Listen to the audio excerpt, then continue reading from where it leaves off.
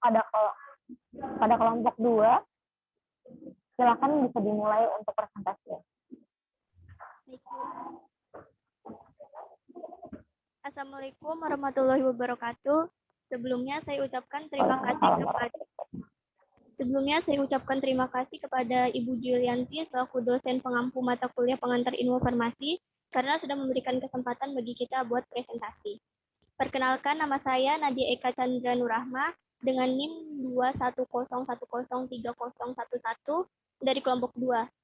Saya di sini sebagai moderator dan anggotanya yaitu Fildayanti NIM 210103007 sebagai pemateri, Ina Rahmatika NIM 210103006 sebagai operator, dan Ike Wulandari NIM 210103008 sebagai notulen.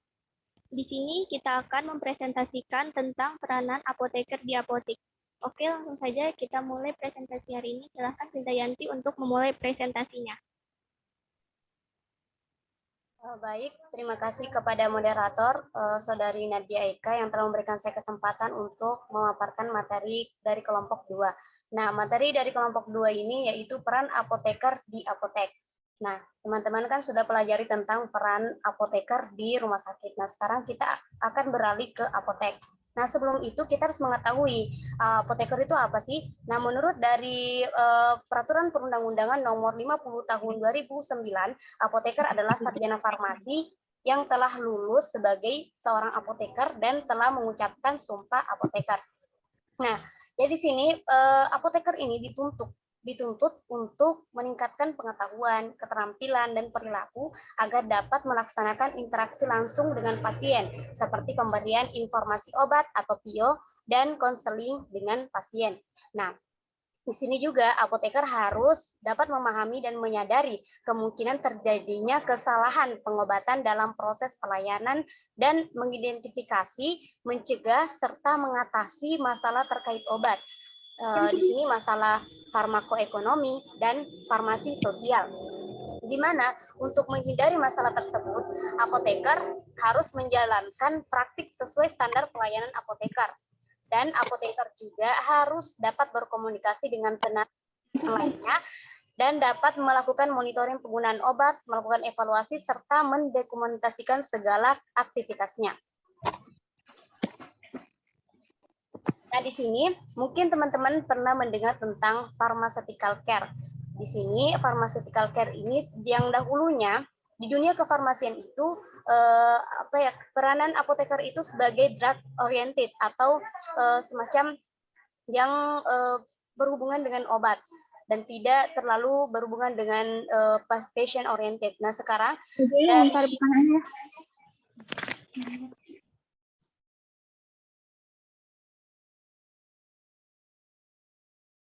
Oke.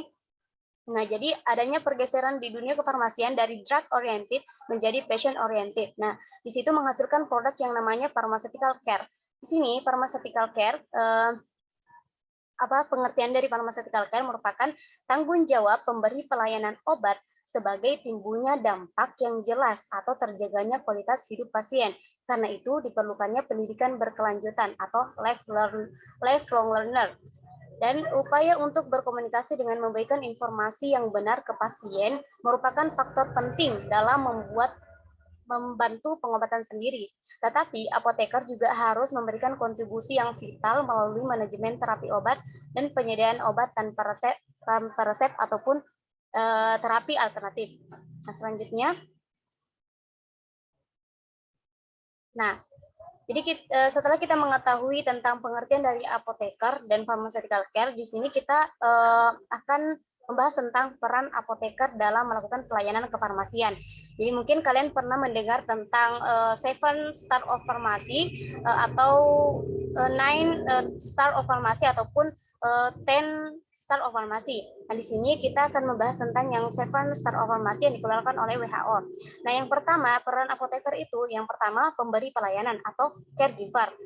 Jadi apoteker ini harus berinteraksi dengan pasien dan apoteker harus mengintegrasi pelayanannya pada sistem pelayanan kesehatan secara berkesinambungan. Jadi apoteker itu harus memberikan pelayanan kepada pasien. Itu adalah peran apoteker yang pertama. Dan yang kedua yaitu pengambil keputusan atau decision maker.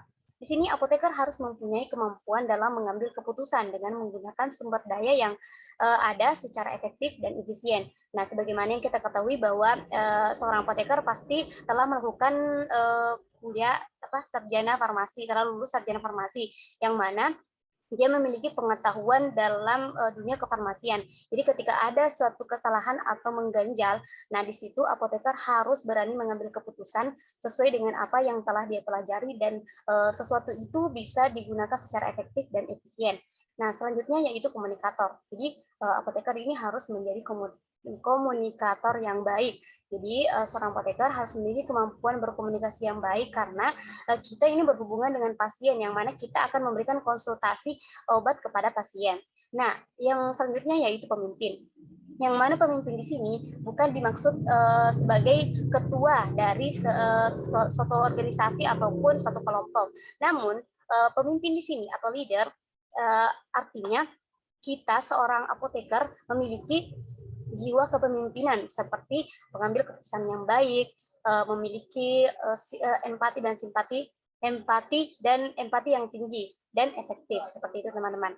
Nah, yang selanjutnya yaitu pengelola atau manajemen. Jadi apoteker dapat mengelola sumber daya manusia, fisik, anggaran, dan informasi secara efektif.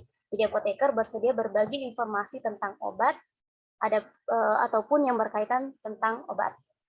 Nah, selanjutnya yaitu pembelajar seumur hidup atau lifelong learner. Di sini apoteker harus terus meningkatkan pengetahuannya, sikap dan keterampilan profesi melalui pendidikan berkelanjutan. Jadi sebagaimana yang kita ketahui bahwa pengetahuan tentang dunia kesehatan itu setiap hari itu selalu berkembang, penyakit banyak ditemukan dan banyaknya obat-obat yang beredar di dunia ini. Jadi dengan itu seorang apoteker harus selalu belajar karena perkembangan teknologi maupun pengetahuan tentang farmasian ataupun tentang medis itu selalu berkembang. Nah, selanjutnya yaitu peneliti atau research. Jadi apoteker harus selalu menerapkan prinsip ataupun kaidah ilmiah dalam mengumpulkan informasi sediaan farmasi dan pelayanan kefarmasian dan memanfaatkannya dalam pengembangan dan pelaksanaan pelayanan kefarmasian. Selanjutnya. Nah, setelah kita mengetahui tentang pengertian apoteker, kita melangkah ke tempatnya atau apoteknya. Nah, apotek itu apa sih? Nah, apotek dari Permenkes atau Peraturan Menteri Kesehatan Nomor 73 Tahun 2016, apotek merupakan sarana pelayanan kefarmasian atau tempat dilakukannya praktik kefarmasian oleh seorang apoteker. Nah, setelah kita mengetahui tentang pengertiannya, kita melangkah ke apa sih tugas dan fungsi dari apotek. Nah, yang di sini ada 3. Yang pertama, tempat pengabdian profesi seorang apoteker yang telah mengucapkan sumpah jabatan. Mungkin pernah kalian lihat seorang apoteker di apotek, ya pasti. Terus yang kedua yaitu sarana farmasi yang melaksanakan peracikan, pengubahan bentuk, pencampuran, dan penyerah obat dan bahan obat. Nah, selanjutnya yaitu sarana penyaluran pembekalan farmasi yang harus menyebarkan obat yang diperlukan masyarakat secara merata.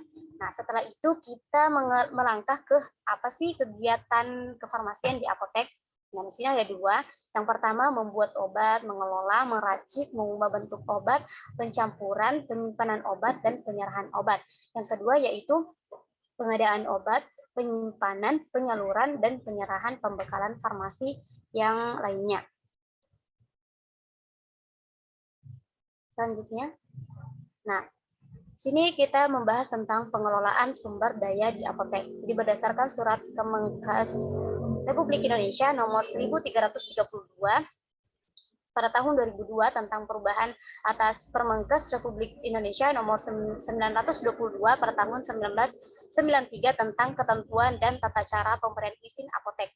Jadi apoteker yang telah diberi surat izin apotek atau SIA disebut sebagai apotek pengelola apotek. Jadi di dalam apotek itu ada 3 pengelola sumber daya di apotek. Yang pertama yaitu apoteker pengelola apotek yang tadi yang telah diberi surat izin apotek, dan yang kedua yaitu seorang apotek pendamping dan apoteker pendamping dan apoteker pengganti. Nah, bagaimana mekanisme pengerjaannya? Jadi apabila apoteker pengelola apotek berhalangan melakukan tugasnya pada jam buka apotek, maka apoteker pengelola apotek ini harus menunjuk apoteker pendamping, yang mana apoteker pendamping merupakan apoteker yang bekerja di apotek di samping apoteker pengelola apotek, dan atau menggantikannya pada jam-jam tertentu. Ketika keduanya, apoteker pengelola apotek dan apoteker pendamping itu tidak ada, maka seorang apoteker pengelola apotek harus menunjuk apoteker pengganti, yang mana apoteker pengganti adalah apoteker yang menggantikan apoteker pengelola apotek selama apoteker pengelola apotek tersebut tidak berada di tempat lebih dari 3 bulan secara terus-menerus. Nah, berdasarkan Peraturan Pemerintah Republik Indonesia Nomor 51 Tahun 2009 tentang pekerjaan kefarmasian, apoteker juga dapat dibantu oleh tenaga teknis kefarmasian dalam menjalankan pekerjaan kefarmasian di apotek. Jadi tenaga teknis kefarmasian itu terdiri dari sarjana farmasi, ahli marja farmasi, analisis farmasi, dan tenaga farmasi atau asisten apoteker. Sumber daya manusia di apotek juga dapat mencakup tenaga non-kefarmasian seperti tata usaha dan office boy. Selanjutnya, pelayanan kefarmasian di apotek. Jadi di sini ada pengelolaan sediaan farmasi, alkes, dan bahan medis habis pakai, dan ada pelayanan farmasi klinik. Nah, di sini yang pertama pengelola sediaan farmasi, alkes, dan alat kesehatan dan bahan medis habis pakai, meliputi perencanaan, pengadaan, penerimaan, penyimpanan, pemusnahan, pengendalian, pencatatan, dan pelaporan. Dan selanjutnya itu pelayanan farmasi klinik, meliputi pengkajian resep, dispensing, pelayanan informasi obat atau PO, konseling, pelayanan kefarmasian di rumah atau home pharmacy care, pemantauan terapi obat atau PTO, dan monitoring efek samping obat atau MESO.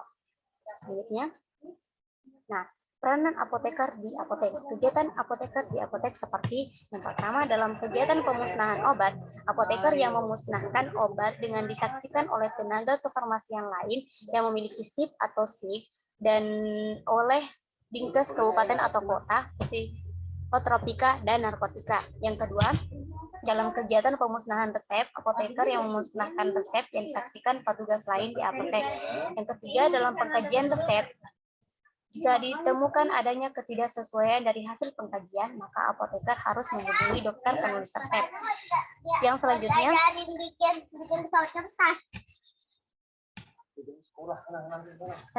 dalam kegiatan dispensing, apoteker harus memberi edukasi kepada pasien yang memerlukan obat non-resep untuk penyakit ringan dengan memilihkan obat bebas atau obat bebas terbatas yang sesuai.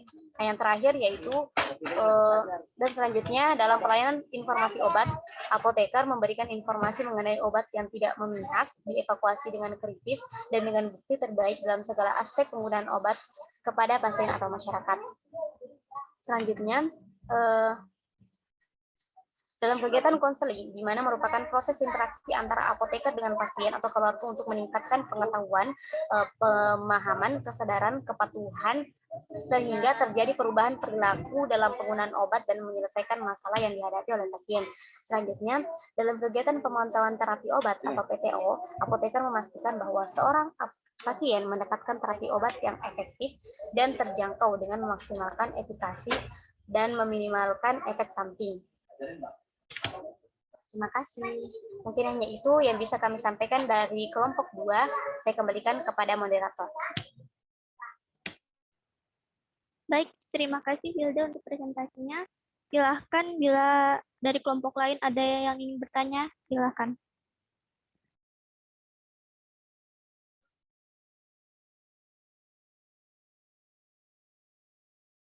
Assalamualaikum warahmatullahi wabarakatuh. Saya Asmaria dengan NIM 210103004 dari kelompok 1 ingin bertanya. Tadi dijelaskan tentang peranan apoteker di di apotek. Yang terakhir itu ada dalam pelayanan informasi obat, apoteker memberikan informasi mengenai obat yang tidak memihak. Dievakuasi dengan kritis dan dengan bukti terbaik dalam segala aspek penggunaan obat kepada pasien atau masyarakat. Yang saya tanyakan ini, yang dimaksud dengan informasi mengenai obat yang tidak memihak itu seperti apa?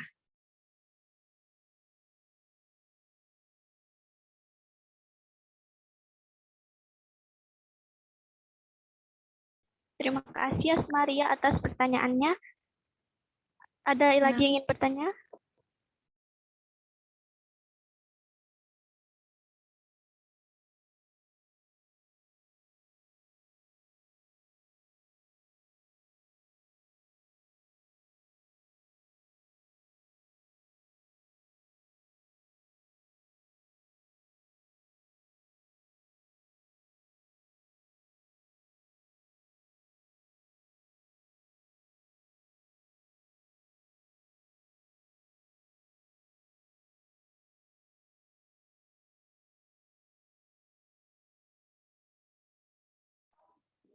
Tadi Asmaria dari kelompok berapa ya? Kelompok 1, Bu. Oke, untuk kelompok 3, ayo mengajukan pertanyaan, saya wajibkan satu orang satu. Satu kelompok minimal satu pertanyaan. Yuk.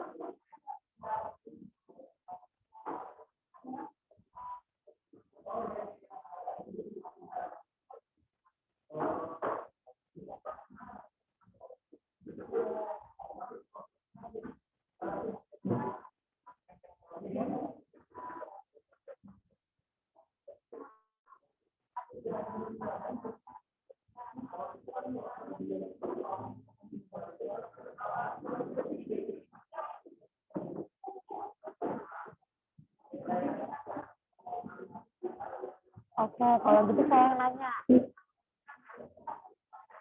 Kalau di apotik, pengawasan obat atau pengawasan segala proses pelayanan kefarmasian itu dilakukan oleh pihak mana?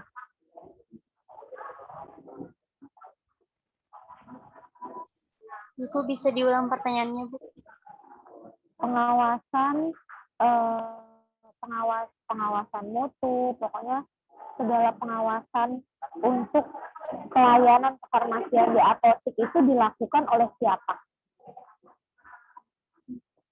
Pengawasan kegiatan kefarmasian di apotik.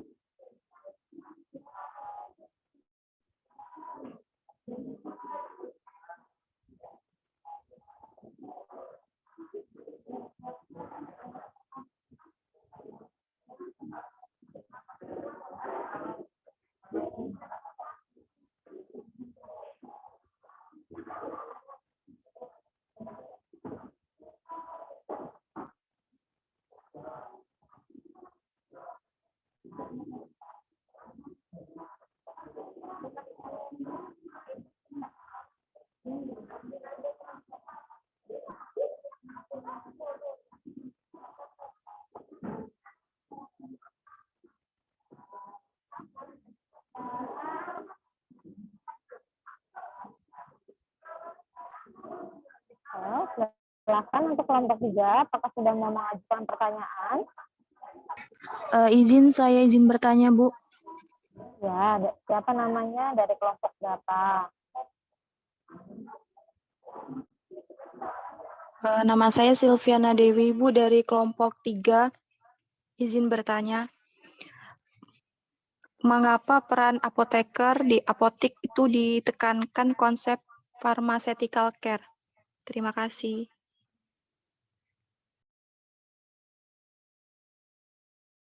Bisa diulang, Silvi? Boleh. Mengapa peran apoteker di apotik ditekankan konsep pharmaceutical care?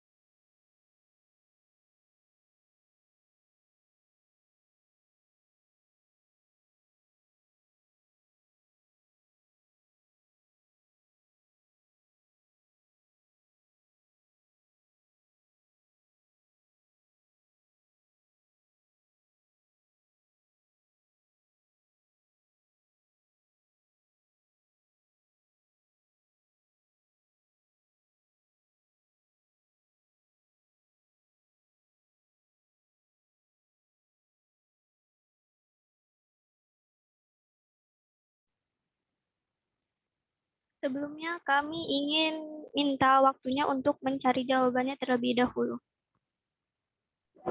Oke, kalau gitu sambil memberikan waktu untuk kelompok 2 menjawab pertanyaan, kita lanjut ke presentasi kelompok 3. Setelah itu kita break dulu 10 menit, nanti untuk kelompok 2 siap-siap menjawab. Itu ya, biar teratur. Itu ya teman-teman. Iya, Bu. Kelompok 3 bisa disiapkan slide-nya.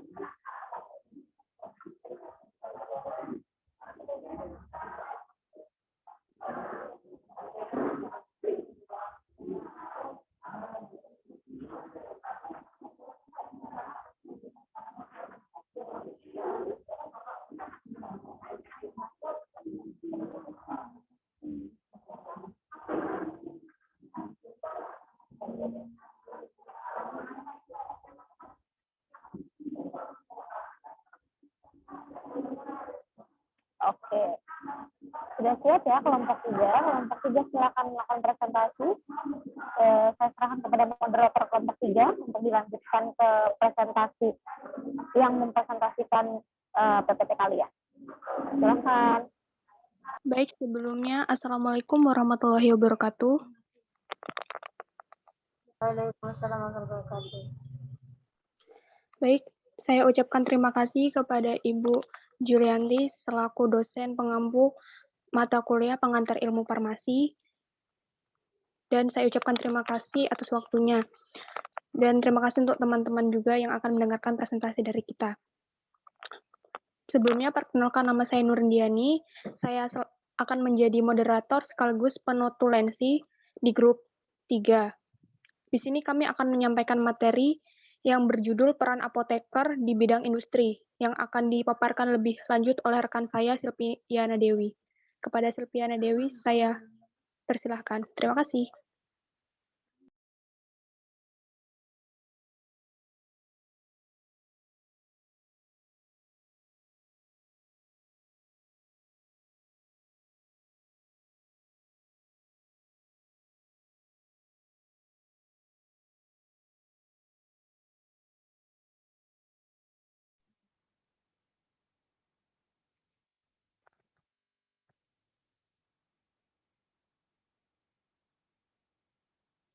Sebelumnya, apakah suara saya terdengar dengan jelas, teman-teman? Dengar. Jelas, sudah jelas. Assalamualaikum warahmatullahi wabarakatuh. Waalaikumsalam warahmatullahi wabarakatuh. Pada kesempatan kali ini saya akan mempresentasikan peran apoteker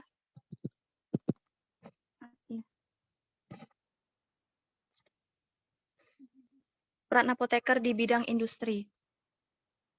Dengan nama kelompok Nurindiani sebagai notulensi dan moderator, saya sendiri Silviana Dewi sebagai pemateri dan Rahmawati. Sebelumnya Rahmawati tidak hadir, Bu. Kenapa Rahmawati nggak hadir? Minggu kemarin juga nggak hadir dia ini. Kalau yang itu saya kurang tahu ya, Bu. Yang hari ini apa alasannya? Kalau minggu kemarin bilangnya ada keluarganya yang meninggal, Bu. Yang hari ini? Belum ada konfirmasi, Bu. Oke. Soalnya di saya dia cukup sering izin ya. Izin loh, nggak ini.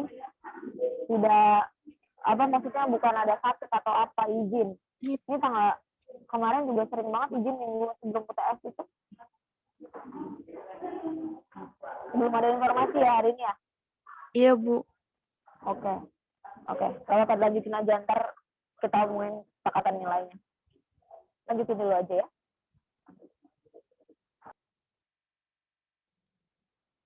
Baik, akan saya lanjutkan. Di pengertian farmasi,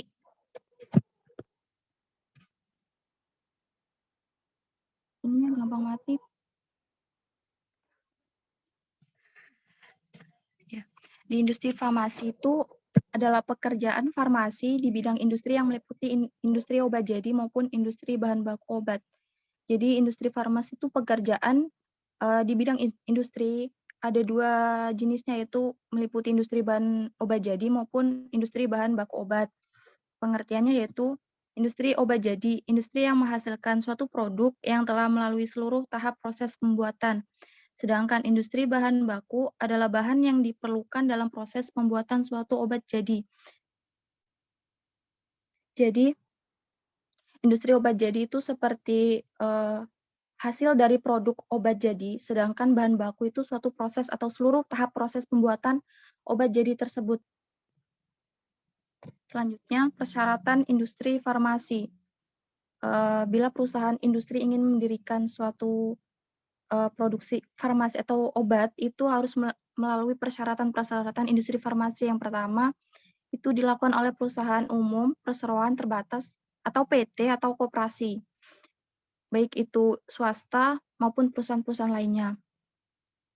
Yang kedua, memiliki rencana investasi. Maksudnya yaitu rencana investasi, rencana yang mengakumulasikan aset atau pendapatan rutin untuk dipersiapkan kebutuhan dana yang akan terjadi di masa depan. Jadi dia tuh merencanakan aset-aset yang memang rutin dia didapatkan untuk dipersiapkan di masa yang akan datang, seperti itu. Yang ketiga, memiliki nomor pokok wajib pajak NPWP. Jadi suatu perusahaan industri itu harus memiliki nomor pokok wajib pajak yang dibuat oleh pemerintah. Yang keempat, yaitu memenuhi persyaratan cara pembuatan obat yang baik. Seperti yang teman-teman pelajarin di minggu lalu, tentang CPOB maupun CPTOB itu harus dipenuhi oleh suatu perusahaan industri farmasi. Selanjutnya, setelah suatu perusahaan industri farmasi itu memperoleh izin usaha, persyaratan lainnya yaitu yang pertama, membuat laporan setiap 6 bulan sekali. Jadi, suatu perusahaan industri farmasi itu harus membuat laporan, dan laporan lengkapnya itu dilaksanakan itu setiap 1 tahun sekali. Yang kedua, yaitu menyalurkan produksi sesuai perundang-undangan.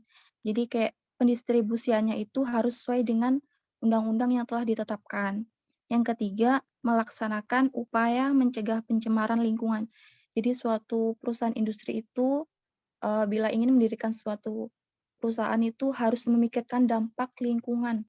Bila memang suatu obat itu di lingkungan, adakah dampaknya terhadap lingkungan masyarakat sekitar, seperti itu. Yang keempat, melaksanakan keamanan dan keselamatan. Baik itu keamanan dan keselamatan alat, bahan baku, proses, hasil produksi, maupun keselamatan bagi para pekerja. Yang kelima yaitu menganalisis dampak lingkungan. Itu tadi seperti mengupayakan pencemaran terjadi lingkungan. Harus diamati dulu apa sih dampak-dampak yang terjadi bila didirikan sebuah perusahaan industri farmasi itu membuat obat. Apa sih dampak-dampaknya itu. C. Pencabutan izin tata usaha farmasi. Yang pertama, tidak menyampaikan informasi kepada BPOM. Jika sebuah perusahaan industri itu tidak menyampaikan informasi kepada BPOM sebanyak 3 kali berturut-turut dan sengaja menyampaikan informasi yang tidak benar, maka akan izin tata usahanya akan dicabut. Yang kedua, pemindah tanganan hak milik tanpa pemilik izin. Jadi pemindah tanganan hak pemilik tanpa memiliki izin kepada pemerintah itu juga tidak diperbolehkan. Yang ketiga, pemindahan lokasi usaha tanpa persetujuan tertulis Menteri Kesehatan RI. Jadi bila suatu perusahaan industri itu memindahkan lokasi usaha tanpa persetujuan Menteri Kesehatan RI, maka akan dicabut izin usahanya. Yang keempat, tidak memenuhi ketentuan izin usaha industri farmasi. Yang tadi persyaratannya itu tidak dipenuhi, maka izin tata usahanya akan dicabut dan memproduksi obat palsu. Selanjutnya, peran, fungsi, dan tugas apoteker di industri farmasi yang disarankan oleh WHO. Yang pertama ada caregiver, yaitu apoteker itu sebagai pemberi pelayanan dalam bentuk informasi obat maupun efek samping obat gitu terhadap kepada profesi kesehatan lainnya. Jadi sebagai pemberi informasi, caregiver. Yang kedua itu sebagai decision maker, yaitu apoteker itu sebagai pengambil keputusan yang tepat untuk mengefisienkan sumber daya yang ada di industri itu tadi, di sebuah perusahaan industri itu tadi. Yang ketiga, sebagai komunikator, apoteker tuh harus memiliki kemampuan untuk berkomunikasi baik secara lisan maupun tertulis. Itu apoteker tuh dituntut untuk bisa public speaking secara lisan maupun tertulis. Yang keempat, sebagai leader, sebagai pemimpin atau pengambil keputusan di setiap permasalahan. Ya, selayaknya seorang pemimpin di sebuah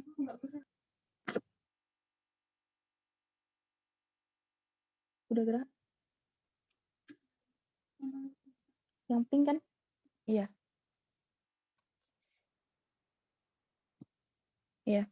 Yang kelima yaitu sebagai manajer, yaitu pengelola sumber daya alam yang ada. Sama yaitu sebagai pengambil keputusan di setiap permasalahan atau mengakumulasikan pengelolaan sumber daya alam yang ada di perusahaan industri itu tadi. Yang keenam, long life learner, yaitu seorang apoteker itu harus terus meningkatkan pengetahuan dan kemampuannya. Contohnya kita hidup di era sekarang yang di mana virus COVID menyebar dan zaman dahulu belum ada virus COVID. Dan seorang apoteker tuh harus terus belajar, harus terus riset dan penelitian untuk meningkatkan pengetahuan terhadap virus-virus yang baru terjadi. Yang ketujuh, sebagai teacher atau sebagai guru untuk memberikan pendidikan, pelatihan kepada apoteker-apoteker lain. Kata lainnya itu harus bisa berdiskusi. Yang terakhir itu sebagai researcher, yang tadi itu melakukan penelitian untuk pengembangan obat baru, harus memiliki pengetahuan-pengetahuan baru untuk meningkatkan ilmunya agar bisa menangani virus-virus yang baru-baru terjadi. Penanganannya, apa saja yang harus dilakukan untuk pencegahannya dan lain-lain. Yang E, apoteker sebagai penanggung jawab produksi. Tugas dan tanggung jawab manajer yang pertama, itu apoteker harus bertanggung jawab memastikan obat yang diproduksi dapat disimpan sesuai prosedur mutu. Jadi obat tuh harus disimpan dan diproduksi sesuai dengan prosedur mutu yang telah ditetapkan. Yang kedua, terlaksananya pembuatan obat dari perolehan bahan maupun pengelolaan, pengemasan, sampai ke pengiriman obat ke gudang jadi. Yang ketiga, memberikan pengarahan baik itu teknis maupun administratif untuk semua pelaksanaan operasi di gedung, penimbangan, pengolahan, dan pengemasan. Yang keempat, perencanaan dan pengadaan bahan penyusun rencana produksi. Yang kelima, sebagai pemeriksa catatan, pengolahan, dan pengemasan. Dan berdiskusi jika ada kegagalan. Jadi apoteker itu harus bertanggung jawab atas produksi obat, baik itu yang akan diproduksi maupun yang sudah jadi. Selanjutnya yaitu bertanggung jawab atas pelaksanaan inspeksi CPOB. Yang tadi cara pembuatan obat yang baik itu harus terus diawasi oleh seorang apoteker di suatu perusahaan industri. Selanjutnya adalah laporan bulanan, anggaran tahunan, biaya produksi, dan pengawasan mutu. Yang terakhir, berhubungan dengan pemerintah dalam pengawasan obat, selalu berhubungan dengan pemerintah, baik dalam pembuatan proses obat maupun hasilnya, baik itu ada yang gagal maupun yang tidak. F, apoteker sebagai penanggung jawab pengawasan mutu. Bertanggung jawab memastikan bahwa yang pertama, bahan awal obat memenuhi spesifikasi. Yang kedua, tahapan produksi sesuai prosedur. Yang ketiga, semua pengawasan dan pemeriksaan laboratorium. Jadi, semua obat yang akan diproduksi harus diperiksa dan diawasi di laboratorium terlebih dahulu. Yang keempat, batch obat memenuhi syarat selama waktu peredaran yang ditetapkan. Jadi, masa tenggang obat itu harus memang diawasi dan memenuhi syarat waktu edarnya. Yang G, apoteker dalam proses registrasi dan desain kemasan. Itu bertanggung jawab yang pertama melakukan semua kegiatan yang berhubungan dengan pendaftaran semua produk. Yang kedua, melengkapi dokumen registrasi dengan data yang valid, yang benar-benar. Yang ketiga, melakukan desain kemasan sesuai aturan yang telah ditetapkan. H, apoteker sebagai tenaga pemasaran. Retail adalah seluruh aktivitas bisnis yang terkait dengan penjualan dan pemberian layanan kepada konsumen, yaitu di bidang pemasaran produksi, yaitu apoteker juga berperan di bagian ini. Kalau fungsi retail sendiri itu sebagai satuan atau eceran. Nah, ini fungsi retail yaitu penyediaan jenis produk dan jasa konsumen, membagi-bagi ukuran produk lebih kecil. Yang ketiga, menyimpan persediaan peritel, meningkatkan nilai produk dan jasa. Yang I, apoteker dalam riset dan pengembangan produk. Tugasnya yang pertama, mengembangkan produk baru sesuai permintaan marketing, yaitu pemasaran sesuai dengan permintaan pasar. Yang kedua, pengefisienan biaya produksi, penghematan. Apa sih yang harus dikembangkan di produk dan di riset ini gitu. Yang ketiga, memperbaiki formula obat bila ditemukan cacat. Yang keempat, pengembangan sarana penunjangan yang dibutuhkan. Terima kasih atas perhatiannya dan kesempatannya. Bila memang ada yang ditanyakan, saya persilahkan.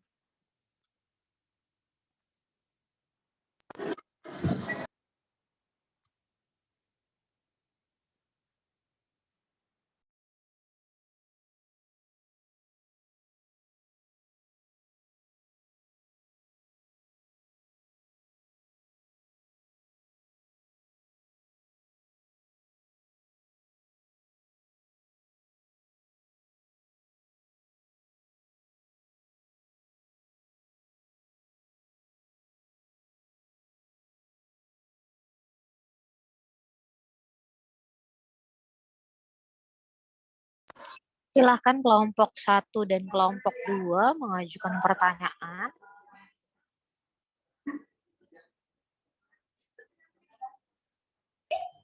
Saya. Ya, silakan.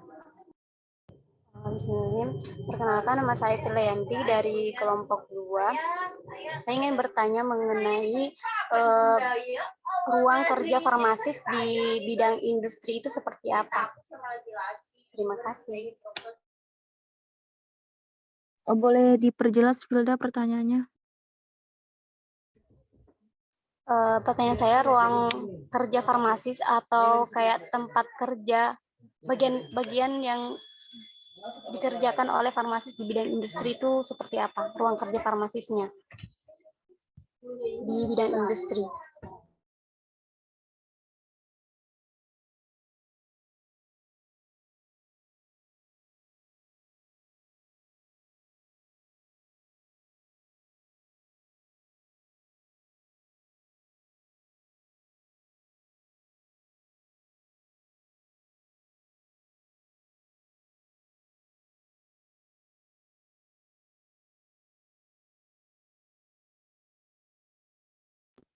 Sudah paham pertanyaan temannya? Sudah, Bu. Baik, Oke, terima kasih, yang lain? Filda. Kelompok yang lain silakan mengajukan pertanyaan.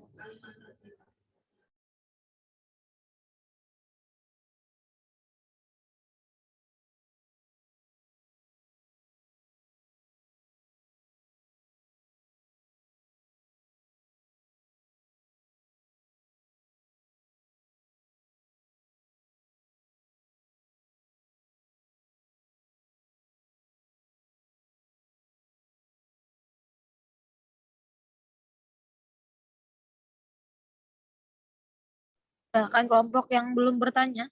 Tadi kelompok 2 yang nanya ya. Kelompok 1.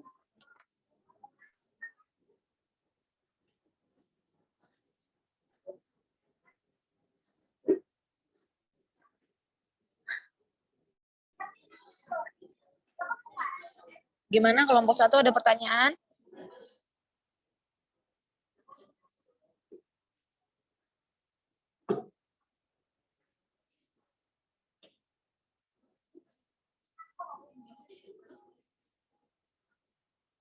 Kelompok 1.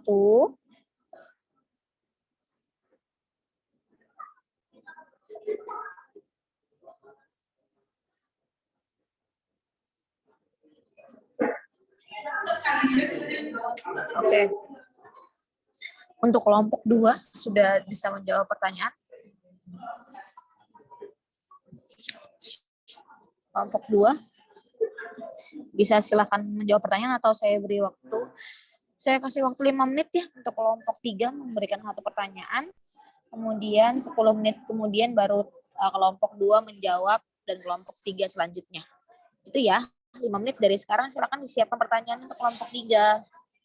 Saya memaksa kalian bertanya supaya kalian bisa paham, maksudnya menyimak apa yang disampaikan sama teman kelompok yang lain. Gitu. Jadi presentasi kita juga jadi bisa lumayan efektif gitu ya. Saya beri waktu 5 menit buat teman kelompok 1 untuk pertanyaan kelompok 3. Gimana? Apakah kami dari kelompok 2 bisa menjawab pertanyaan tadi, Bu? Ditunggu dulu untuk kelompok 3 biar nggak tumpang tindih bahasannya. Ya. Kita tunggu dulu ya. 5 menit.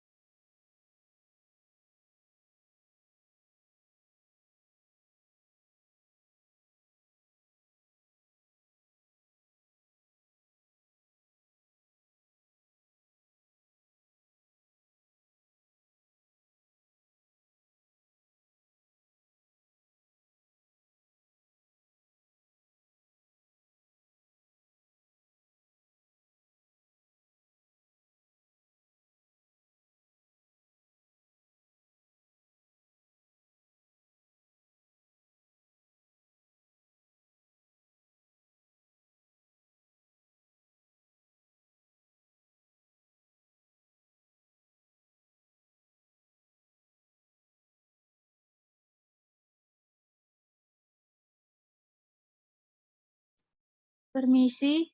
Assalamualaikum warahmatullahi wabarakatuh. Waalaikumsalam warahmatullahi wabarakatuh. Saya Asmaria dari kelompok 1 dengan NIM 210103004 ingin bertanya. Tadi dijelaskan juga tentang setelah memperoleh izin usaha, ada persyaratannya, yaitu yang pertama itu membuat laporan setiap 6 bulan sekali. Yang saya tanyakan ini, kenapa dia harus dilaporkan setiap 6 bulan? Kenapa? Atau mungkin bisa 3 bulan atau 1 tahun? Atau seperti itu yang ingin saya tanyakan, Bu. Kenapa? Itu dia setiap 6 bulan sekali. Apakah ada... Oh ya, baik, Bu. Terima kasih. Kelompok 1 sudah kelompok 3 sudah paham pertanyaannya? Paham, Bu. Oke. Ya, untuk sambil menunggu kelompok 3 mencari jawaban, silakan untuk kelompok 2 menjawab pertanyaannya tadi. Pertanyaan teman-temannya tadi.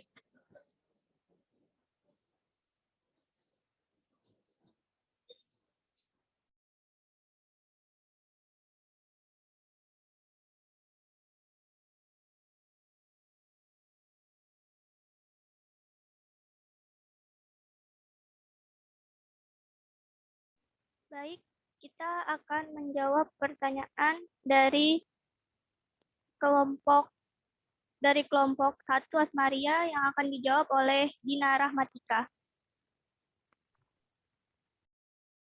Assalamualaikum warahmatullahi wabarakatuh.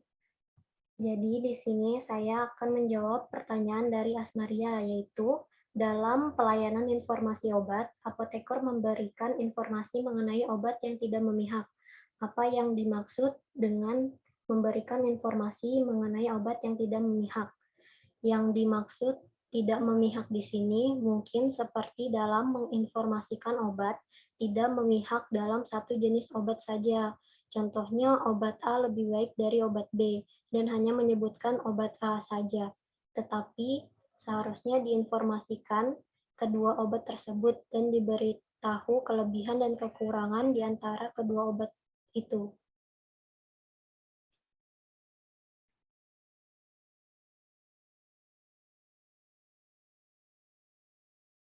Bagaimana Asmaria ya tadi yang nanya? Iya Bu, baik saya paham Bu sama jawaban dari Dina Rahmatika. Terima kasih Dina Rahmatika. Oke, sudah paham ya? Selanjutnya, pertanyaan selanjutnya. Saya akan menjawab pertanyaan dari Ibu. Oke. Di apotik, pengawasan kegiatan kefarmasian diawasi oleh pihak mana? Kalau di apotik itu, pengawasan kegiatan kefarmasiannya diawasi seorang apoteker pengelola apotiknya, Bu. Jadi apoteker pengelola apotik yang mengawasi setiap kegiatan farmasi di apotik. Oke, ya nanti akan saya tambahkan. Jawab pertanyaan yang lain dulu, nanti baru kita akan bahas yang apotik ya. Ya, Bu. Pertanyaan dari Silvi akan dijawab oleh Filda Yanti. Baik, terima kasih kepada moderator yang telah memberikan saya kesempatan untuk menjawab pertanyaan dari saudari Silvi. Nah, di sini Silvi tadi bertanya mengapa di apotek itu pharmaceutical care ditekankan. Nah, sebelum itu kita harus mengetahui pharmaceutical care itu pengertiannya seperti apa. Nah, pengertian pharmaceutical care adalah bagian dari pelayanan kefarmasian yang langsung dan bertanggung jawab kepada pasien berkaitan dengan sediaan farmasi, alat kesehatan, dan bahan medis habis pakai dengan maksud mencapai hasil yang pasti untuk meningkatkan kualitas hidup pasien. Yang mana pharmaceutical care ini sangat diperlukan karena kita ketahui tadi yang saya jelaskan bahwa adanya pharmaceutical care ini karena adanya pergeseran dari drug oriented ke patient oriented yang menghubungkan pasien dengan seorang apoteker. Jadi kayak pelayanan yang langsung kepada pasien itu kayak terlaksana. Terus kalau misalnya pharmaceutical care itu tidak ditekankan dalam apotek, berarti pergeseran itu tidak ada. Berarti kita masih pada di era drug oriented seperti itu. Jadi pharmaceutical care itu sangat diperlukan dalam apotek. Terima kasih. Bagaimana Silviani? Apakah sudah jelas atau belum? Terima kasih Filda, sudah sangat jelas sekali. Oke, ya kita bahas dulu tentang yang peran apoteker di apotik ya. Ya tadi sudah saya mulai pertanyaan dengan siapa yang melakukan pengawasan pekerjaan kefarmasian di apotik. Benar, untuk pihak internal yang melakukan pengawasan atau pengawasan atau pengendalian mutu pelayanan kefarmasian di apotik itu adalah seorang apoteker penanggung jawab. Terus kemudian tadi juga sempat teman-teman dibahas tentang apoteker pendamping, ya apoteker pendamping. Dan ada satu lagi sebenarnya yang perlu dibahas adalah apoteker pengganti. Jadi ada namanya apoteker pendamping dan apoteker pengganti. Apoteker pendamping dan apoteker pengganti itu tidak wajib ada di apotik selama apoteker penanggung jawabnya bisa full time di apotik tersebut. Jadi syarat pendirian sebuah apotik adalah ada apoteker penanggung jawab, ada surat izin berdirinya apotik, dan ada pemilik sarana apotik. Dah itu. Jadi syaratnya tuh cukup satu apoteker, yaitu yang namanya adalah apoteker penanggung jawab. Nah, kapan ada apoteker pendamping, kapan ada apoteker pengganti? Apoteker pendamping itu boleh ada, boleh tidak di sebuah apotik. Ya, perannya apoteker. Jadi peran apoteker pendamping itu boleh ada, boleh tidak di sebuah apotik. Selama apotik itu masih memiliki apoteker penanggung jawab yang mempunyai waktu kerja full, bekerja full di sebuah apotek tersebut, boleh tidak ada apoteker pendamping. Nah, tapi ketika apotek itu misalnya kondisinya adalah 24 jam. Nah, ketika 24 jam artinya tidak mungkin apoteker penanggung jawab melakukan pekerjaan kefarmasiannya selama 24 jam dan non-stop gitu. Pasti akan ada pergantian jam kerja. Nah, disinilah dibutuhkan namanya apoteker pendamping. Apoteker pendamping. Nah, kapan dipakai apoteker pengganti? Ketika apoteker misalnya ada apotek yang tidak 24 jam. Apoteker penanggung jawabnya masih bisa full time di sana. Tapi ketika ternyata apoteker penanggung jawabnya ada izin melahirkan. Nah, barulah dibutuhkan dengan apoteker pengganti. Jadi sifatnya apoteker pengganti itu hanya sementara ketika dibutuhkan. Jadi beda ya, apoteker pendamping dan apoteker pendamping dan apoteker pengganti. Ya. Kalau apoteker pengganti itu dia hanya di apotik hanya bekerja sementara. Tapi kalau apoteker pendamping itu dia bisa sama jam kerjanya seperti apoteker penanggung jawab dan dia bisa bekerja shift di apotik gitu. Oke, paham ya sampai di sini? Paham nggak? Tadi kan sempat dibahas tuh apoteker pendamping. Pendamping apa apoteker pengganti gitu tadi dibahas sama Filda ya pada saat presentasi. Jadi tadi kalau apoteker pendamping itu adalah apoteker yang bekerja di apotik di samping apoteker pengelola apotik atau apoteker penanggung jawab apotik dan menggantikan di jam-jam tertentu hari buka. Tapi itu setiap hari misalnya shift-shiftan gitu. Tapi kalau misalnya pengganti dia hanya menggantikan dalam kurun waktu yang sudah ditentukan gitu. Jadi hanya menggantikan dalam kurun waktu yang sudah ditentukan, bukan menggantikan di jam-jam pekerjaan yang mungkin jam-jam tertentu yang bekerja di samping apoteker penanggung jawab atau apoteker pengelola apotik gitu. Ya, ngerti nggak? Ibu, saya Ngerti? bisa bertanya, Bu? Boleh? Bukan tadi bilang kalau apoteker pendamping itu bisa tidak masuk ketika apoteker pengelola apotek itu sanggup dalam 24 jam. Nah, Ya. yang apoteker pendamping itu bisa bekerja di apotek lain, Kak, Bu? Boleh. Jadi sebenarnya kita sebagai seorang apoteker itu, makanya biasanya ada apotik, misalnya ada saya punya apotik, saya cuma punya jam kerja di apotik saya sekitar jam 7 sampai jam 2 siang. Nah, selebihnya adalah apoteker pendamping yang menggantikan apoteker pendamping yang bekerja. Ya, bukan apoteker pengganti ya, apoteker pendamping. Nah, apoteker pendamping kan cuma bekerja di apotek yang tempat saya bekerja di jam 2 sampai jam 9 malam misalnya. Di paginya dia bisa bekerja di tempat lain. Jadi, seorang apoteker itu boleh memiliki surat izin praktek. Nah, surat izin praktek itu dia berpraktek di mana? Boleh mempunyai surat izin praktek itu 2. Sesuai 2 sampai 3. Dia boleh asal jam kerjanya itu sudah ditentukan. Jadi misalnya dia bekerja di 3 tempat, di rumah sakit sampai di 2 apotik misalnya. Di rumah sakit dia harus melaporkan melaporkan jam kerjanya dari jam berapa sampai jam berapa. Kemudian di apotek yang kedua, apotek itu apoteker tuh harus melaporkan dia bisa bekerja di apotek A dari jam berapa sampai jam berapa, bekerja di apotek B dari jam berapa sampai jam berapa. Gitu. Jadi apoteker itu boleh bekerja di 2 atau 3 tempat sekaligus. Ya, boleh. Pilda mau nanya apa lagi? Baik Bu, paham Bu. Paham ya? Jadi sebenarnya untuk apoteker yang ya ini tapi tergantung orangnya. Kalau capek ya nggak mungkin bisa gitu.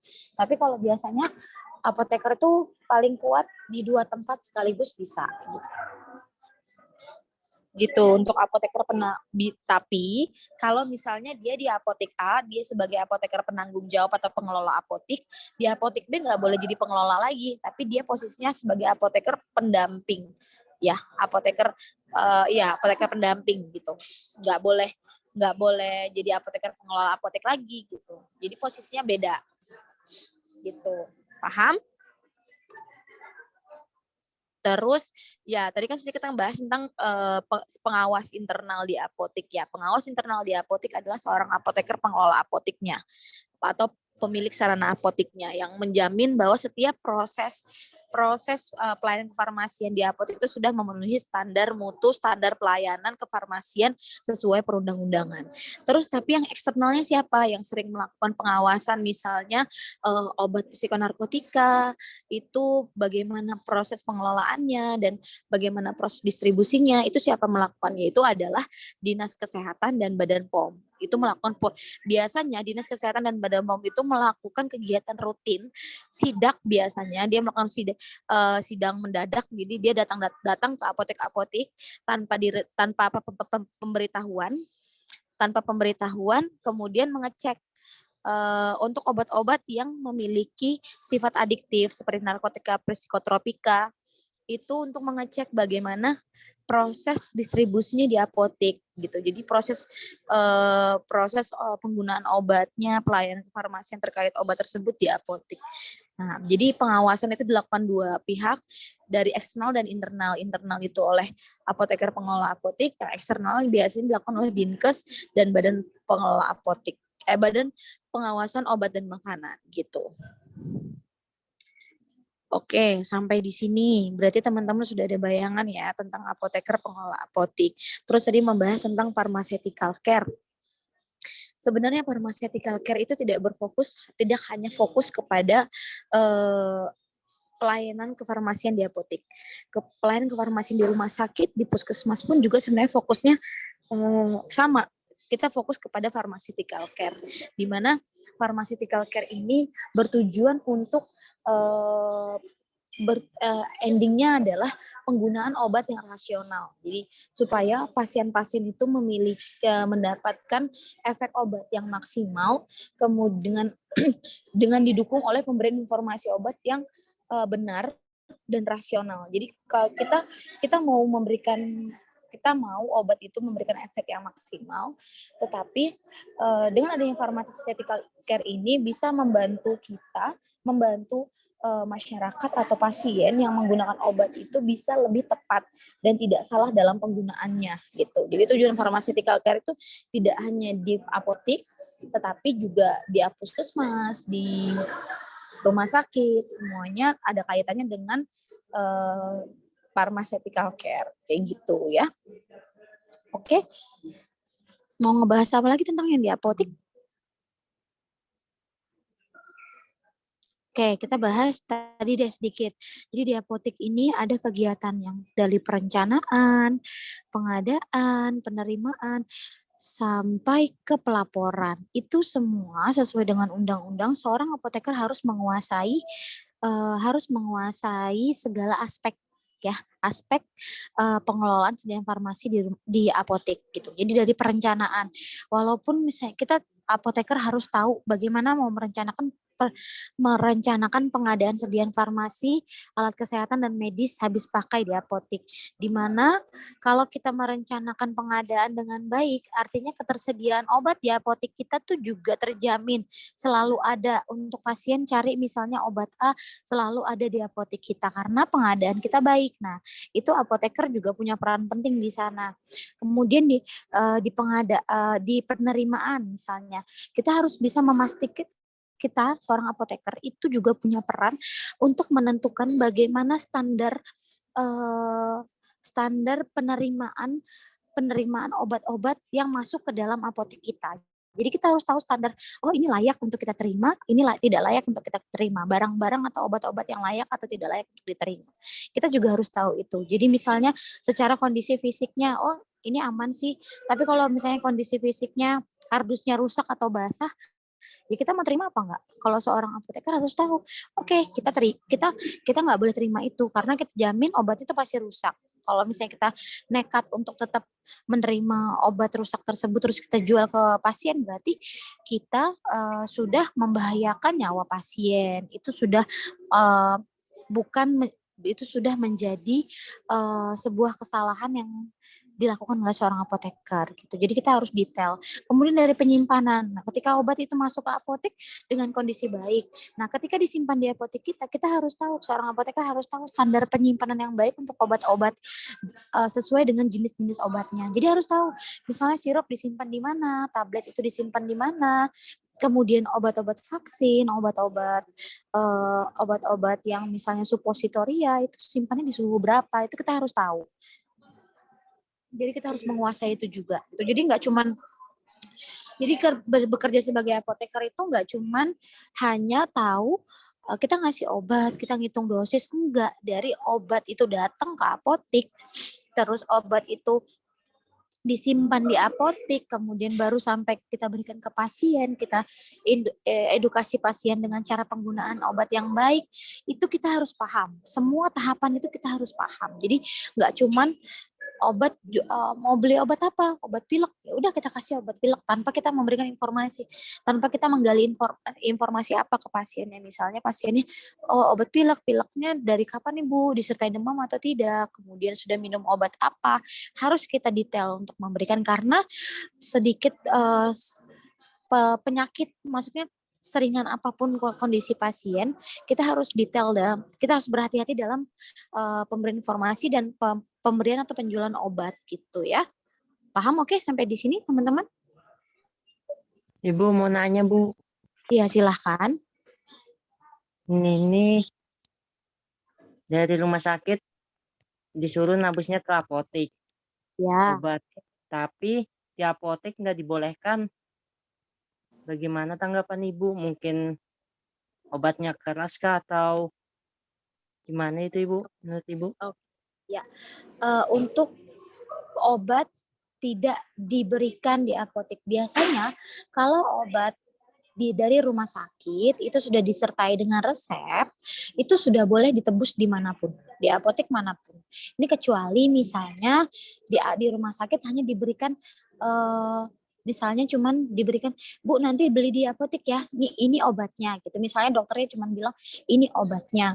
Padahal kayak misalnya ada beberapa obat yang sekarang itu harus dibeli, harus dengan resep dokter. Jadi prinsipnya gini Andri, kalau misalnya obat itu dibeli, obat itu sudah dalam bentuk resep, dia bisa ditebus dimanapun. Tidak mungkin ada penolakan ya, asal kalau ada beberapa syarat sih, misalnya untuk obat narkotika. Obat narkotika itu tidak boleh, apotek tidak akan melayani obat narkotika kalau bentuk resepnya adalah kopi resep. Ya, ini nanti akan kalian pelajari tentang kopi resep, tentang resep itu nanti di farmasetika. Nah, kalau kopi resep untuk obat-obat narkotika, psikotropika itu tidak dilayani di apotek. Jadi harus di rumah sakitnya atau harus di tempat pertama atau dia harus resep asli. Nggak boleh kopi resep. Jadi karena memang untuk pengawasan penggunaan obat narkotika sendiri ini ada peraturan khususnya gitu. Jadi bisa aja kasusnya misalnya yang Andri sampaikan ini poin pertama adalah misalnya obat itu di apotik harus dengan resep dokter, tetapi tidak dokternya dari rumah sakit tidak memberikan resep. Jadi pas di apotek ditolak karena harus menggunakan resep dokter. Bisa saja kasus kedua, resep tersebut yang dibawa ke apotek itu adalah kopi resep. Padahal isinya adalah narkotika. Jadi ada banyak kasus gitu. Jadi kalau yang Andri maksud ini gimana? Maksudnya ditolak karena apa? Kondisinya gimana? Resepnya sudah asli. Waktu itu sih asli dari rumah sakit.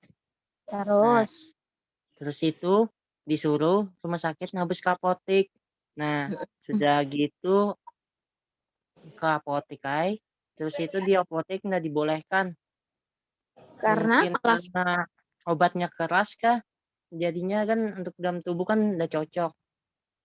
Oh gitu. Jadi harus tahu dulu. Jadi Andre harus memastikan dulu resep yang diberikan itu tuh benar-benar resep asli atau kopi resep atau hanya tulisan biasa. Jadi nanti ini juga akan kalian pelajari nanti ketika kalian belajar di farmasetika tentang keaslian resep.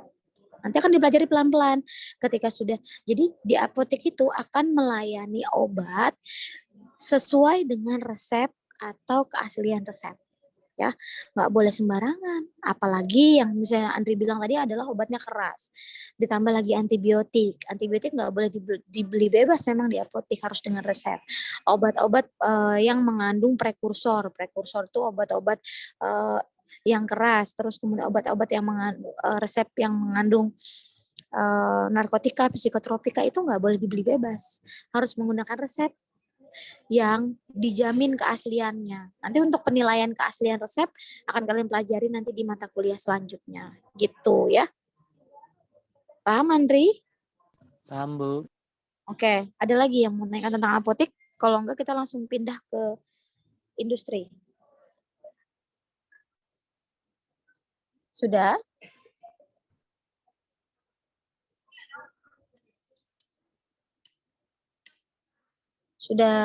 Sudah cukup untuk membahas tentang peran apoteker di apotek?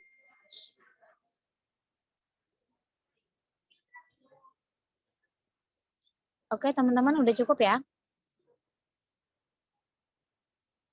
Halo?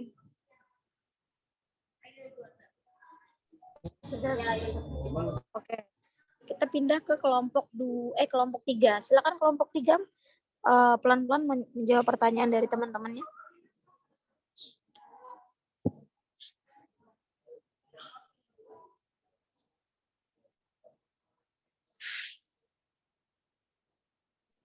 Baik, saya akan menjawab pertanyaan dari Filda, Bu. Ya, silakan. Tadi kan pertanyaannya ruang kerja farmasis atau tempat farmasis di bidang industri ya, Filda.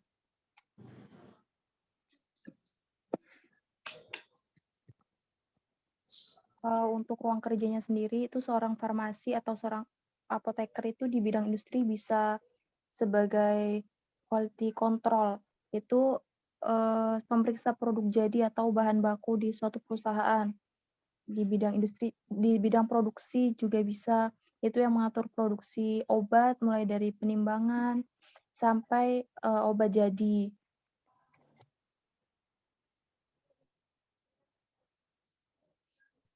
Bisa juga di dunia pendidikan, mengajar, public speaking, di lembaga pemerintahan juga bisa sebagai BPOM, pelegalan obat dan makanan, Badan Pengawasan Obat dan Makanan.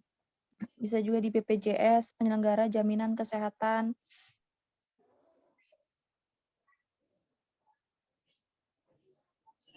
Sebagai manajer di suatu perusahaan industri, sebagai researcher itu peneliti yang meneliti pengembangan obat. Gimana, Filda? Apakah sudah terjawab? Alhamdulillah bisa jadi tempat ruang kerja farmasis di industri itu saya ulangi ya Silvi. Yang pertama quality assurance, quality control, sama produksi, sama tadi pendidik ataupun research. Oke, terima kasih Silvi. Sama-sama, Filda. Terima kasih kembali.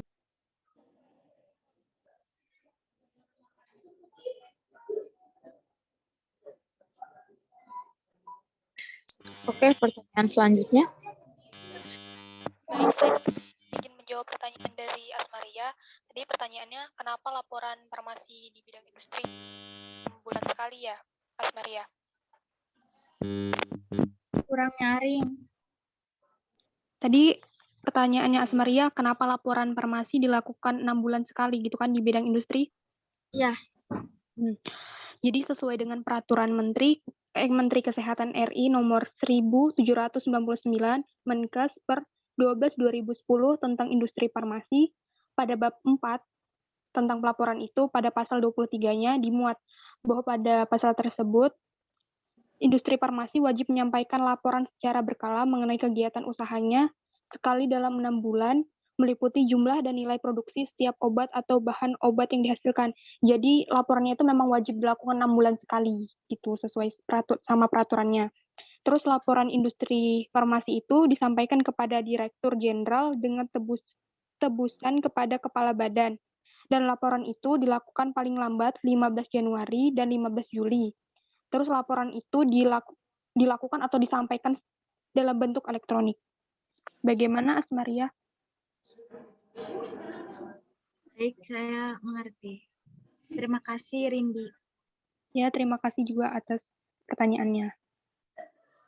Oke, saya mau membahas tentang peran ruang kerja tadi dibahas sama Filda ya. Jadi di industri itu harus kalian tahu ada banyak bagian-bagian yang bisa ditempati oleh seorang apoteker di sebuah industri. Karena kan tahapan standar pelayanan standar untuk produksi obat yang baik sudah kita bahas ya kemarin. Itu kan banyak tuh dari organisasi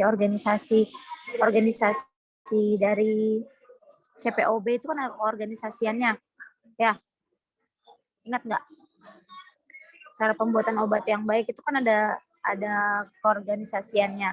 Nah, itu namanya quality assurance, quality control, bagian produksi, ada bagian manajerial, kemudian ada bagian tentang research-nya itu artinya peneliti, ada bagian R&D. R&D itu pengembangan produk atau pengembangan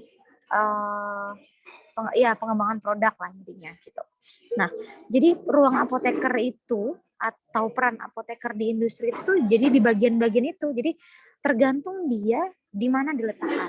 Jadi kalau quality assurance tugasnya apa?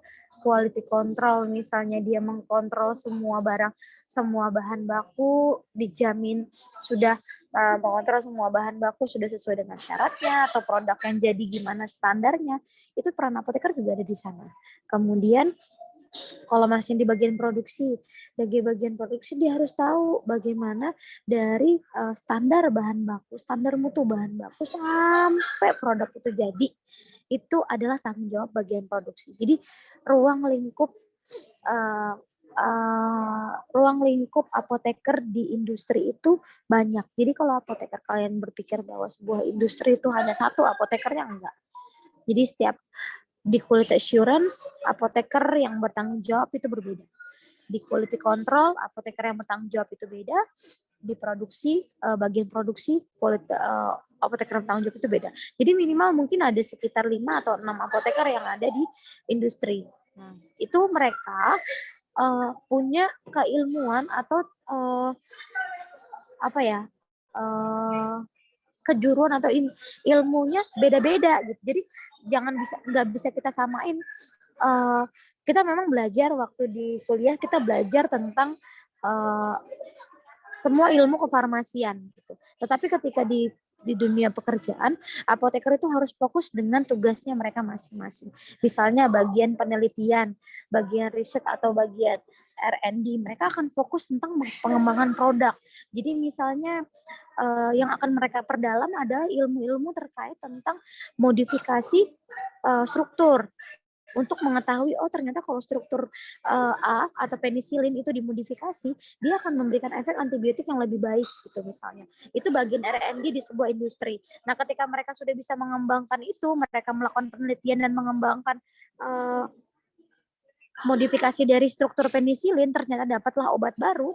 Nah, bisa jadi industri farmasi tersebut bisa membuat suatu obat paten gitu yang baru yang ternyata memiliki efek yang bermanfaat untuk masyarakat. Itu bagian R&D. Beda misalnya kalau bagian produksi.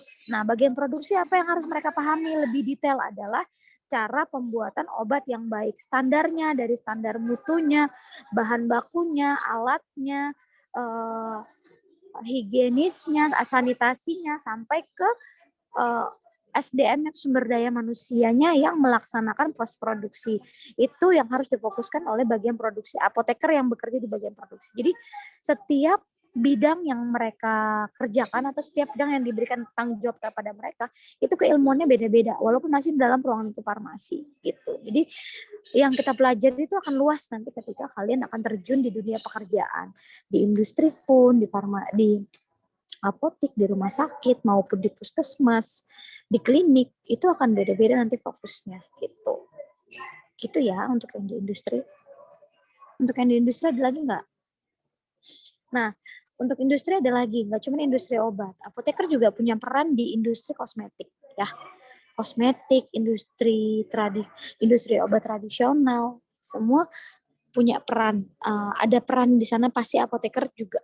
Semua di industri farmasi itu bagian obat maupun kosmetik atau obat tradisional, itu pasti ada peran apoteker. Minimal terkait tentang pengendalian mutu produk itu pasti ada peran apoteker di sana. Jadi peran kita sebagai apoteker itu nanti banyak banget di dunia pekerjaan. Banyak, dan kalian harus bisa fokus dengan apa yang kalian kerjakan di lapangan gitu. Nanti kalau misalnya di Kalimantan memang belum ada sih industri farmasi atau industri obat yang berdiri di tempat kita, di daerah kita. Banyaknya itu di daerah Jakarta, Tangerang gitu. Makanya kadang untuk daerah-daerah yang di luar Pulau Jawa, keilmuan untuk industri farmasi itu lebih sedikit gitu. Jadi lebih fokus kepada industri farmasi klinis. Tapi mungkin seiring berjalannya waktu, nanti perkembangan ilmu pengetahuan, kita bisa banyak belajar tentang industri farmasi juga. Begitu, ada lagi pertanyaan?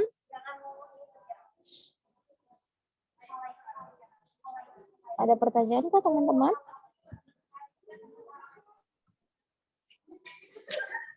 Sudah cukup jelas, Bu. Cukup? Ada pertanyaan lagi ya? Kita sampai jam berapa ya? Jam 15.10. Ya, jam berapa?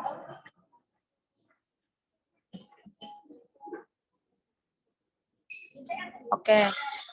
Karena waktunya juga tinggal sedikit, tinggal 9 menit. Kita presensi ya. Silakan disimak. Oke. Andi Sridianti. Hadir, Bu. Andria Nur. Hadir, Ibu. Asmaria. Hadir, Ibu. Risma Aulia. Hadir, Bu. Dina Ramatika. Hadir, Bu. Wildayanti. Hadir, Bu. Ike Wulandari.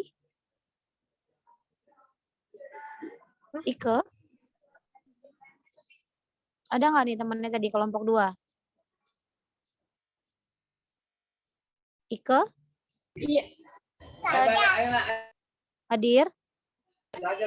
Tadi tidak aktif, Bu, WA-nya, Bu. Sudah ditelepon tapi tidak diangkat. Berarti nggak masuk ya? Dari Iya, tadi Bu. presentasi nggak masuk ya? Oke. Iya, Bu. Nadia Eka. Hadir, Bu. Nurindi.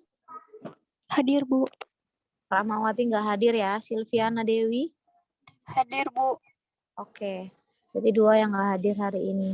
Ini gimana teman-temannya yang nggak hadir? Mau disamakan kah nilainya? Nilai apa ya, Bu? Nilai presentasi lah. Kan kalian tujuan kelompok. Soalnya mereka nggak ada keterangan. Gimana? Oke, berarti diserahkan ke saya ya keputusannya Iya, Bu. ya. Iya, Bu. Iya, Bu. Filda, nanti saya minta tolong dirangkumkan kelompok 1, kelompok 2-nya ya. Saya takut salah ini ngasih nilainya. Jadi kelompok 1 siapa aja namanya, kelompok 2 siapa gitu. Oke? Baik, Bu. Oke, karena pertemuan kita hari ini adalah pertemuan terakhir, selesai sudah ya pertemuan di semester ini, selesai sudah 14 pertemuan, selesai kayak saya nggak ada utang ya. Iya, Bu. Saya nggak ada utang nih, udah selesai pertemuan kita, tinggal kalian UAS. Insya Allah UAS sepertinya soalnya saya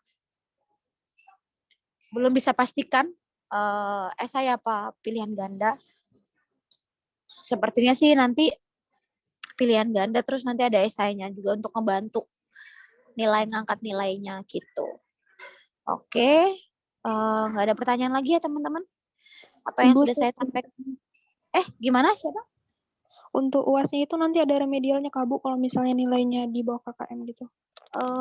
Tergantung dari kampus. Saya belum diinfokan ada remedial apa enggak. Oh, Ibu baik. kapan offline, Bu? Nah, itu tanya kampus ya. Saya juga nggak tahu nih, kemarin katanya Desember, malah nggak offline. Anak SMA udah pada offline tuh. Iya, Bu. Iya, Bu. Anak SMA udah pada offline hari ini kan? Saya sudah di Samarinda dari lama, Bu. Oh iya. Oke. Nggak apa-apa lah ya, tunggu ya sebentar. Tergantung Dokter Zul ini. Saya juga nggak tahu dari kemarin maunya katanya offline. Kalian ada jadwal praktikum nggak sih di semester ini? Ada, Bu. Ada, Bu. Praktikum apa? Mana? Praktikum apa? Kimia dasar Bu. Sama Bu Umul ya? Iya, Bu. Oke. Jadi praktikum? Nah, itu nggak tahu, Bu. Kemarin katanya minggu kedua. Minggu kedua, ya berarti minggu inilah. Minggu kedua Januari beliau mau praktikum. Belum tahu ya? Iya, Bu. Jadi pokoknya kalau kita tunggu jadwal dari kampus aja. Kalau saya ngikutin dari kampus, saya nggak tahu ini. Kemarin rencananya memang Desember. Terus tapi nggak ada kabar. Ya udah, kita offline dulu. Mungkin semester depan kali ya. Selesai Februari ujian. Februari kan ujiannya nih kalau sesuai dengan kalender akademik Iya, Bu. kita ujiannya Februari, ya. Kita udah selesai tanggal 10 Januari, lebih cepat nih. Harusnya 2 minggu lagi baru selesai sih. Oke, nggak ada pertanyaan lagi ya teman-teman. Saya mohon maaf kalau memang selama 1 semester ini banyak kurang dalam mengajar. Semoga doakan saya, semoga bisa saya lebih baik dalam proses memberikan atau mentransfer ilmu kepada teman-teman semua. Kalau masih ada yang kurang, saya minta maaf, saya minta keikhlasannya. Semoga nanti makin naik semester, teman-teman makin paham dan bisa makin semangat belajarnya, ya. Oke. Jangan pernah harus bisa melawan rasa malasnya, walaupun kita kuliahnya online. Jadi kita berdoa sama-sama semoga bisa cepat-cepat offline. Jadi bisa tetap muka, belajarnya lebih semangat ya. Oke. Teman-teman, kalau nggak ada pertanyaan lagi, kita akhiri pertemuan kita hari ini. Selamat belajar, selamat semangat untuk belajar, selamat menempuh UAS besok, selamat masuk ke semester 2, semoga masih betah dan tahan sampai akhir semester. Ya, sampai lulus menjadi seorang apoteker. Amin, Bu. Oke, terima kasih. Kalau nggak ada pertanyaan, saya akhiri ya. Wassalamualaikum warahmatullahi wabarakatuh. Waalaikumsalam warahmatullahi wabarakatuh. Terima kasih Saya Bu. izin live ya. Terima kasih.